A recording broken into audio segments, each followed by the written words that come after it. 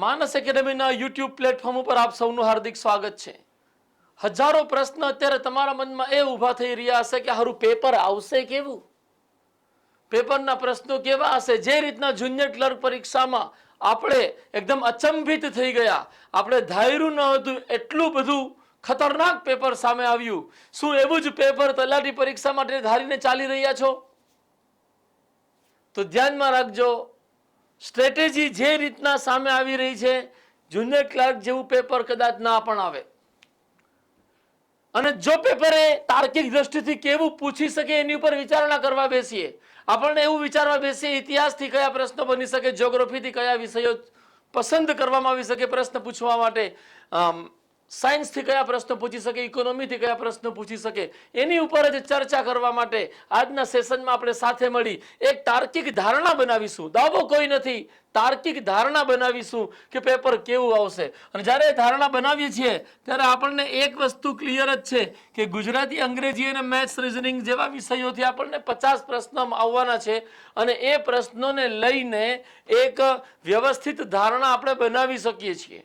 Number 2 કે 50 પ્રશ્નો કયા વિષયથી આવશે એ અનિશ્ચિત છે। ધેટ મીન્સ ઇતિહાસથી કેટલા, સંસ્કૃતિથી કેટલા, ભૂગોળથી કેટલા, સામાન્ય વિજ્ઞાનથી કેટલા, અર્થતંત્રથી કેટલા, કશી ખબર નથી। અને એ સંદર્ભમાં આપણે જો ધારણા બનાવીએ કે બંધારણ, પંચાયતી રાજ અને રાજકીય બાબતોથી કયા પ્રશ્નો આવી શકે, બિલકુલ ડેફિનેટ માનજો મારા યુવાનો કે આ વિષયોથી વિધાનાત્મક પ્રશ્નોનો સામનો કરવાનો આવશે તમારે।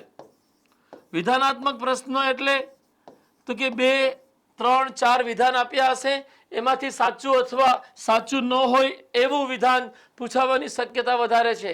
એટલે આવનારા જે 2, 3 દિવસ, 4 દિવસ બાકી છે એની અંતર્ગત તમે એ ધ્યાન આપો કે જ્યારે બંધારણ, પંચાયતી રાજ તૈયાર કરો તો એને સમજો। ફક્ત એ અનુચ્છેદ નહીં પૂછી લે 14માં શું છે ને 20માં શું છે ને 21માં શું છે, એવા એકાદ પ્રશ્નની શક્યતાને નકારતો નથી, પરંતુ વિધાનવાળા પ્રશ્નો વધારે આવવાની શક્યતા છે। ધ્યાનમાં રાખજો, અનુચ્છેદ એ લોકો અગર પૂછશે તો એ જોડકામાં પૂછશે અને એ જોડકાની અંતર્ગત 2 અનુચ્છેદ એવા હશે જ કે જે સારી મહેનત કરનારા વિદ્યાર્થીને યાદ જ હોય।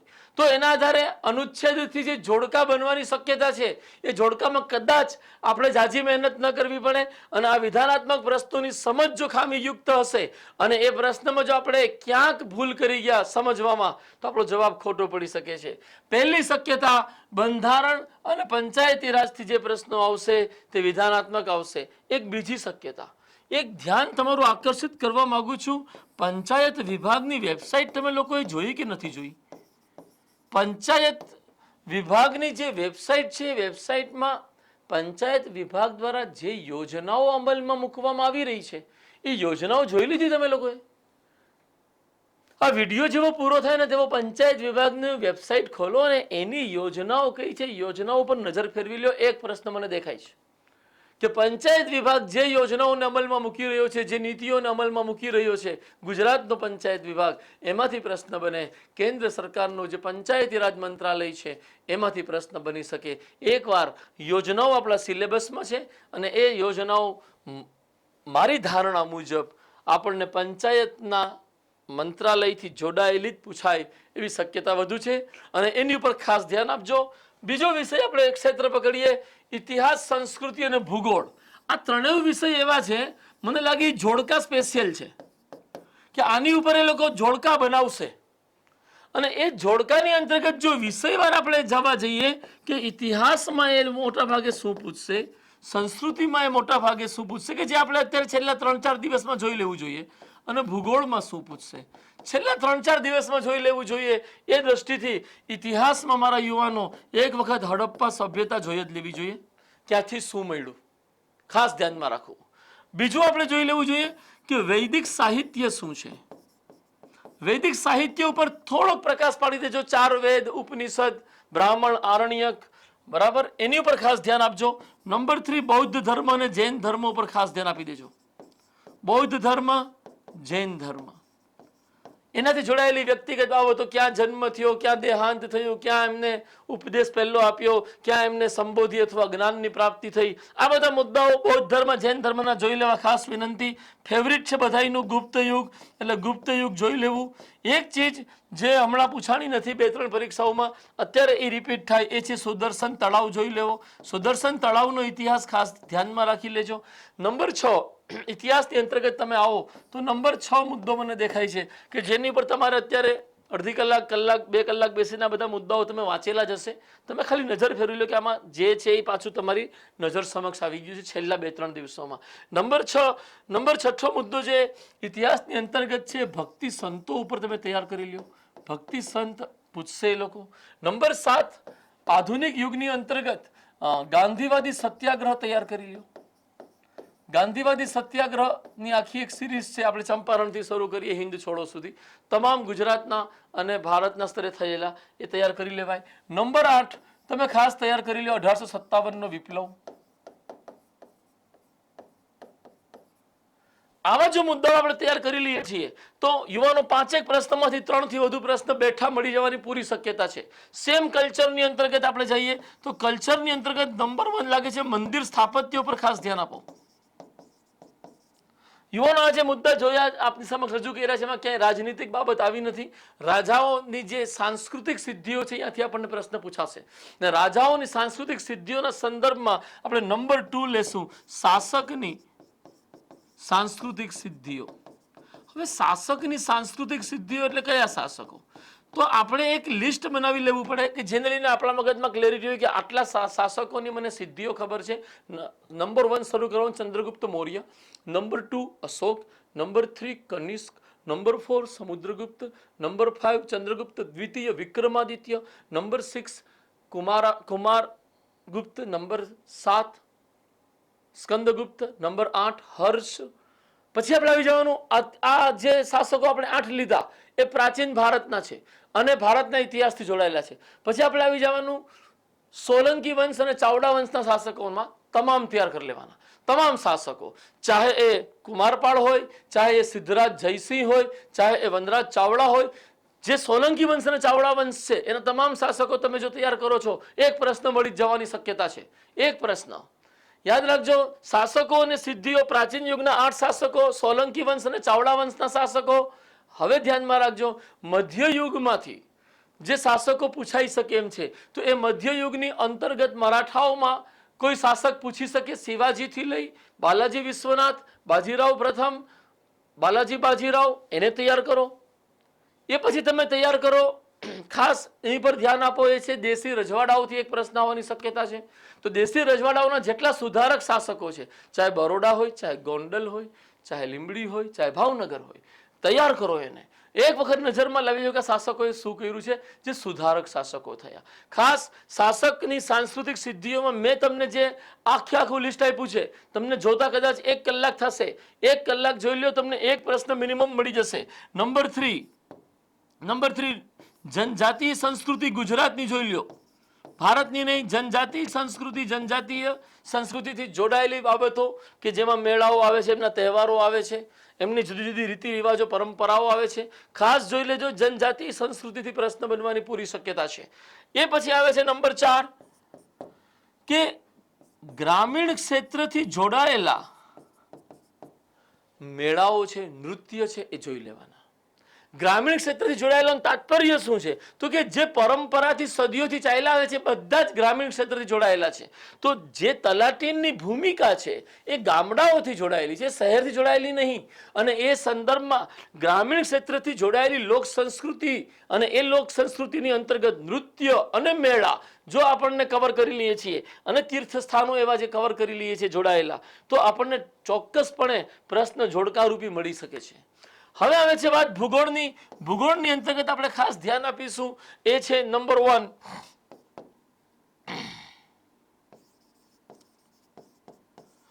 1 ભૂપૃષ્ઠથી જોડાયેલી બાબતો. જુનિયર ક્લાર્કમાં પૂછ્યું કે નિમ્નલિખિત પર્વતમાળાઓને ઉત્તરથી દક્ષિણના ક્રમમાં ગોઠવો, તો એ 4 પર્વતમાળાઓ રજૂ કરેલી. તો ભૂપૃષ્ઠ સંબંધી બાબતો જે ભારતના ભૂગોળથી પૂછવામાં આવેલી લાસ્ટ ટાઈમ, અમારો અંદાજો છે જુનિયર ક્લાર્કમાં પૂછવામાં આવેલી, અમારો અંદાજો છે ગુજરાતના ભૂપૃષ્ઠથી પ્રશ્ન આવવાની શક્યતા છે.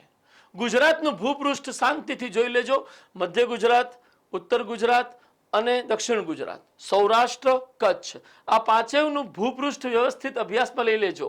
નંબર 2, તમે નદીઓ અને બહુઉદ્દેશી પરિયોજનાઓ જોઈ લેજો. નદીઓ અને બહુઉદ્દેશી પરિયોજનાઓ ખાસ તૈયાર કરજો. નંબર 3, તમને ગુજરાતમાં વસ્તીથી પ્રશ્ન આવી શકે, અને એ શહેરી ગ્રામીણ વસ્તી હોઈ શકે, એ જાતિ પ્રમાણ પણ હોઈ શકે. ભૂપૃષ્ઠ, નદીઓ અને વસ્તી આપણે જો તૈયાર કરીએ છીએ તો આપણને 2 થી 3 પ્રશ્ન આ 3 જ ટોપિકથી મળી જાય. છેલ્લી ઘડીએ આપ ખાસ જોઈ લેજો. આગળ વધીએ છીએ. ઇતિહાસ, સંસ્કૃતિ, ભૂગોળથી મેઇન સ્ટ્રીમ લાઇનમાં જોડકા બનવાની શક્યતા. જોડકા ઇન્ફોર્મેશન બેઝડ હશે અને ઇન્ફોર્મેશન આનાથી જોડાયેલી હશે. એ પછી છે અર્થતંત્ર, વિજ્ઞાન અને ટેકનોલોજી અને સાંપ્રત પ્રવાહો. આ તમામ મુદ્દાઓ એવા છે કે જ્યાં તમારી પાસે બંને પ્રકારના પ્રશ્નો જોવા મળશે. એક વન લાઇનર પ્રશ્ન આવશે કે સીધું સરળ પૂછી લીધું, અને બીજું આવશે વિધાનાત્મક પ્રશ્ન. વિધાનાત્મક પ્રશ્નની શક્યતા જે અમને દેખાય છે વધારેમાં વધારે એ અર્થતંત્રથી દેખાય છે, અને અમે માનીએ છીએ કે આયોજનથી કોઈ વિધાનાત્મક પ્રશ્ન આવવો જોઈએ. તો 12 પંચવર્ષીય યોજનાના આયોજનથી જોડાયેલી જે સ્થિતિ છે ખાસ જોઈ લ્યો. બીજું, અત્યારે જે એપ્રિલ 2023માં આરબીઆઈ દ્વારા જે શાખ નીતિ, નાણાકીય નીતિ રજૂ કરવામાં આવી છે, એ નાણાકીય નીતિ અને એનાથી જોડાયેલા આંકડાઓ તમે એક વખત જોઈ લેજો. ખાસ નાણાકીય નીતિ જોઈ લેજો. વિધાનાત્મક પ્રશ્નથી જ પ્રશ્ન આવી શકે અર્થતંત્રને લઈને. તો ત્રીજું ક્ષેત્ર જે સૌથી અગત્યનું દેખાય છે એ છે વિદેશ વેપાર નીતિ, જે હમણાં 5 વર્ષ માટે રજૂ થઈ. વિદેશ વેપાર નીતિ 2023. પ્રશ્ન આવવાની પૂરી શક્યતા છે. સાંપ્રતથી જોડાયેલ છે, ઇકોનોમીથી જોડાયેલ છે. યુવાનો, વન લાઇનર પ્રશ્નની અંતર્ગત સાયન્સ એન્ડ ટેકનોલોજી અને સાંપ્રત પ્રવાહોને લઈને જોઈએ તો નંબર 1 તમે સ્પેસ ટેકનોલોજી ખાસ જોઈને જાજો. નંબર 2 ડિફેન્સ જોઈને જાજો. નંબર 3 આઈટી જોઈને જાજો. આ 3માંથી પૂરી શક્યતા છે આપણને પ્રશ્ન મળે. નંબર 2 આપણે ખાસ તૈયાર કરવું પડે. સાંપ્રત પ્રવાહના સંદર્ભમાં G20 થી કોઈ પ્રશ્ન બનશે. એક પ્રશ્ન G20 નો માનીને ચાલો. G20 ની તમામ પ્રવૃત્તિઓ જોઈને જજો, એનું બેસિક્સ જોઈને જજો. નંબર 3 સાયન્સ એન્ડ ટેકનોલોજી અને સાંપ્રત પ્રવાહના સંદર્ભમાં ચર્ચિત વ્યક્તિ, ચાહે નિમણૂકના કારણે ચર્ચામાં હોય, નિધનના કારણે ચર્ચામાં હોય કે ત્યાગપત્રના કારણે ચર્ચામાં હોય, ચર્ચિત વ્યક્તિ તમામ જોઈને જજો. ખાસ કરીને એ સંદર્ભમાં હું કહેવા માંગીશ કે આપણને જુનિયર ક્લર્ક પરીક્ષામાં પૂછ્યું કે હાલમાં ચીફ જસ્ટિસ ઓફ ઇન્ડિયા કોણ છે, હાલમાં આરબીઆઈના ગવર્નર કોણ છે. સેમ આવા જ પ્રકારના કોઈ પ્રશ્ન આપણને આવી શકે છે. નંબર 4 ચર્ચિત સ્થાન પણ જોઈને જવાની ખાસ જરૂરિયાત છે. એવા સ્થાન કે જે હમણાં ખાસ ચર્ચામાં રહ્યા અને જ્યાં ઘણી બધી બાબતો જોડાયેલી હતી ચર્ચામાં, એના આવવાના કારણે. એમાં પણ ધ્યાનમાં રાખજો. 100મો મન કી બાત કાર્યક્રમ પૂરો થયો છે. તો મન કી બાત કાર્યક્રમ ક્યારથી શરૂ થયો, કઈ તારીખથી શરૂ થયો એ પણ જોઈ લેવાય. બની શકે આપણને પ્રશ્ન આવે, એવો પ્રશ્ન આવે કે મન કી બાત માસિક રીતે આવે છે કાર્યક્રમ યા સાપ્તાહિક આવે છે. થોડું મન કી બાતનું બેસિક્સ જોઈને જજો. કરંટ અફેર્સ માટે ઉપયોગી છે. ખાસ કરંટ અફેર્સનો એક એરિયા જ્યાંથી પ્રશ્ન આવશે અને એ છે ખેલ જગત. જોઈને જજો. જાન્યુઆરીથી લઈ અને એપ્રિલ સુધીનું ખેલ જગત જોઈને જવાની આગ્રહ છે અમારો. તમે આટલા મુદ્દાઓ જોઈ લેશો, ડેફિનેટલી તમને જો આમાંથી 15 પ્રશ્નો આવવાના હશે તો 7 થી 8 પ્રશ્ન આમાંથી મળવાની શક્યતા છે. જો આમાં ઘણી બધી બાબતો છે, તેમાંથી અમે લોકો ખાલી સિલેક્ટેડ મેટર જોઈએ કે છેલ્લા 2-3 દિવસમાં શું જોવું. એ છેલ્લા 2-3 દિવસના સંદર્ભમાં બધી બાબતો અગત્યની છે. સામાન્ય જ્ઞાન અને સામાન્ય વિજ્ઞાન. સામાન્ય જ્ઞાનના સંદર્ભમાં આપણે કયા મુદ્દાઓ ધ્યાનમાં લાવવા જોઈએ? તો સૌથી પહેલી વાત, પ્રથમ બધું જોઈ લેજો. ભારતમાં પ્રથમ અને ગુજરાતમાં પ્રથમ.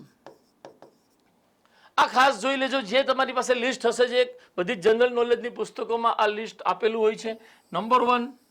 નંબર 2 કે અત્યારની જે પરિસ્થિતિ છે તો આપણને એવું જોડકો આવવાની શક્યતા છે કે કોઈ સ્થાન અને એ સ્થાન ઉપર આવેલા એરપોર્ટનું નામ. તો એરપોર્ટ અને તેના સ્થાન જોઈ લેવા જરૂરી છે.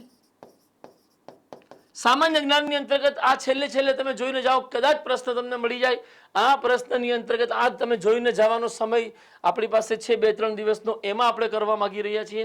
પ્રથમ જોઈ લેવું, એરપોર્ટ જોઈ લેવું. નંબર 3 અત્યારે કોણ, એક પ્રશ્ન ઊભો કરો તો CJI કોણ, વડાપ્રધાન કોણ, આર્મીના વડા કોણ, નેવીના વડા કોણ, એરફોર્સના વડા કોણ. એક કોણ શબ્દ આપણે ઊભો કરીએ, હું, અને 25-30 પોસ્ટ જોઈ લઈએ તો એક પ્રશ્ન મળી જશે. ખાસ જોવાનું છે આપણે કોણ એ શબ્દ ઊભો કરી અને આપણે તમામ ભારતની જે પોસ્ટ છે, આરબીઆઈ છે, સુપ્રીમ કોર્ટ છે, દેશના જુદા જુદા રાજ્યોના મુખ્યમંત્રી છે, વોટએવર કોઈ પણ પ્રકારનું જોડકા સ્વરૂપે અથવા વન લાઇનર સ્વરૂપે આપણને આ પ્રશ્ન આવી શકે છે. નંબર 4, આની અંતર્ગત જે સામાન્ય જ્ઞાનના સંદર્ભમાં આપણે જોવા જઈ રહ્યા છીએ તો પર્યટનથી જોડાયેલી કોઈ બાબત આપણને પૂછાઈ શકે. પર્યટનથી જોડાયેલી કોઈ બાબત એટલે તીર્થસ્થાનનું જોડકું આવી શકે, તીર્થસ્થાન અને એનાથી જોડાયેલી બાબત. નંબર 5 આપણને આવી શકે કે તીર્થસ્થાન અને એનાથી જોડાયેલું જિલ્લો આવી શકે, તીર્થસ્થાન અને તેનો કોઈ દેવ આવી શકે, દેવતા કયા છે ત્યાં. તો પર્યટનથી જોડાયેલા મુદ્દાઓમાં આપણે અગત્યના મહેલો, અગત્યના મ્યુઝિયમો, અગત્યના તીર્થસ્થાનો એ ત્રણેય વસ્તુ આપણે જોઈને જવાની કોશિશ કરીશું. મારા યુવાનો, સામાન્ય વિજ્ઞાનની અંતર્ગત આપણે 4-5 બાબતો ખાસ જોઈને જવી છે. સામાન્ય વિજ્ઞાન છેલ્લા 3 દિવસમાં શું ભણીશું? સામાન્ય વિજ્ઞાનની અંતર્ગત પહેલા પ્રથમ તો બ્લડ રિલેટેડ બાબતો આપણે ભણવી જોઈએ. ક્ષમા કરજો, બ્લડ રિલેશનની બ્લડ ગ્રુપ રિલેટેડ બાબતો આપણે ખાસ કરવી જોઈએ. નંબર 2, માનવ આરોગ્યથી જોડાયેલી બાબતો, જેમાં આપણે 3 ડાયમેન્શન લઈએ. નંબર 1 વિટામિન્સ અને તેનાથી જોડાયેલી બાબતો. નંબર 2 જુદા જુદા રોગ અને એ રોગનું કારણ. અને નંબર 3 માનવમાં પોષણથી જોડાયેલી બાબતો કે ભાઈ કયા ફળથી કયા પ્રકારનું પોષણ મળે છે, કયા પ્રકારની કમીને દૂર કરવા માટે કયા પ્રકારનો ખોરાક ખાવો જોઈએ. માનવ આરોગ્ય આપણે કેન્દ્ર બિંદુ બનાવીશું તો આપણને ચોક્કસપણે એમાંથી એક પ્રશ્ન મળશે. બ્લડ ગ્રુપમાંથી એક પ્રશ્ન મળવાની પૂરી શક્યતા દેખાય છે. નંબર 3 શક્યતા છે પર્યાવરણથી તમને 1 થી 2 પ્રશ્ન મળી શકે. પર્યાવરણથી 1 થી 2 પ્રશ્ન કયા મળી શકે? બેસિકથી આપણે જોવા જઈએ તો વાયુ પ્રદૂષણ, જળ પ્રદૂષણથી જોડાયેલી બાબતો ખાસ આપણને મળવાની શક્યતા છે. જળ પ્રદૂષકો કયા છે, એસિડ રેનના કારણો કયા છે, એ પ્રશ્ન આપણને ખાસ તૈયાર કરવાના આવશે. તો અહીંયા બ્લડ ગ્રુપ, માનવ આરોગ્ય અને પર્યાવરણ ઉપર જો આપણે ધ્યાન આપીએ તો આપણને 2 પ્રશ્ન મિનિમમ મળવાની શક્યતા. બાકીના 2 પ્રશ્ન આપણને ક્યાંથી મળશે? તો કે બીજા 2 ટોપિક આપણે નાના જોઈ લઈએ તો મળી શકશે. એક આપણે જોઈ લેવું છે શોધ અને શોધકો. કઈ વિષયની શોધ કોણે કરી, ક્યારે કરી, એ શોધ સંબંધી બાબતો ભણી નાખો. અને બીજું ભણી નાખો માપના એકમો કયા કયા છે. આ બધા ટોપિક્સ તમે અત્યારે તમારા પાસે લિસ્ટ હોય તો તમે લખતા જાજો. તમે આ બધું જ વાંચેલું છે, તમે નજર ફેરવશો, તમે આવનારી 24 કલાકમાં જો આને આપી દેશો તો તમને આટલા ટોપિકમાંથી તમને મારા ખ્યાલ પ્રમાણે 20 પ્રશ્ન મળવાની પૂરી શક્યતા છે. 15 થી 20 પ્રશ્ન તમને મળી જશે તો 2 દિવસ અથવા 24 કલાકની મહેનત સાર્થક થઈ જશે. એ પછી આવે છે એક વિષય મેથ્સ અને રિઝનિંગ. મેથ્સ અને રિઝનિંગની અંતર્ગત 2 પ્રકારની સ્ટ્રેટેજી છે. જેને આવડે છે એ ટેસ્ટ આપી ચૂક્યા હશે. મતલબ છોકરાઓ એ લોકોને ખબર પડી ગઈ હશે કે એને શું ફોલ્ટ છે અને શું સમસ્યા છે, એનું સોલ્યુશન એ લોકોએ લઈ લીધું હશે. પરંતુ જેને નથી આવડતું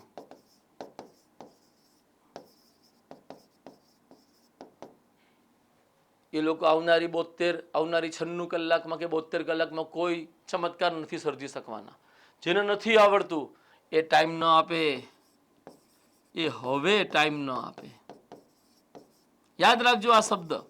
આવડે છે બહુ સારી વાત છે, નથી આવડતું તો આવડે છે તો તમારું થઈ ગયું હશે, નથી આવડતું તો હવે જોવાનો સમય પણ નથી. કોઈ એવો વિદ્યાર્થી હોય કે સાહેબ મને મેથ્સ નહીં આવડતું, રિઝનિંગ આવડે છે, રિઝનિંગની અંતર્ગત મને આ 5 ટોપિક આવડે છે, તો 5 ટોપિકને તમે કલાક આપી શકો કે પાછું એકવાર જોઈ લ્યો. જો તમને આવડતું નથી કાંઈ પણ તો ડોન્ટ ગીવ ટાઈમ. કારણ કે એમાં આપ્યા પછી તમારા 1 માર્કમાં વધારો થવાની શક્યતા દેખાતી નથી. તો શું ન કરવું એ જાણવું વધુ જરૂરી છે શું કરવું છે એના કરતા. યાદ રાખીને આપણે આગળ વધીશું. હવે જે બચે છે અંગ્રેજી અને ગુજરાતી. એ ભાઈ જેટલું જોઈ શકાય ને એટલું જુઓ. ઓલા બધાને સમય ફાળવા પછી જેટલું જોઈ શકાય એ બધું જ જોઈ લ્યો. ચાહે સમાનાર્થી, વિરુદ્ધાર્થી, એન્ટોનિમ, સિનોનિમ.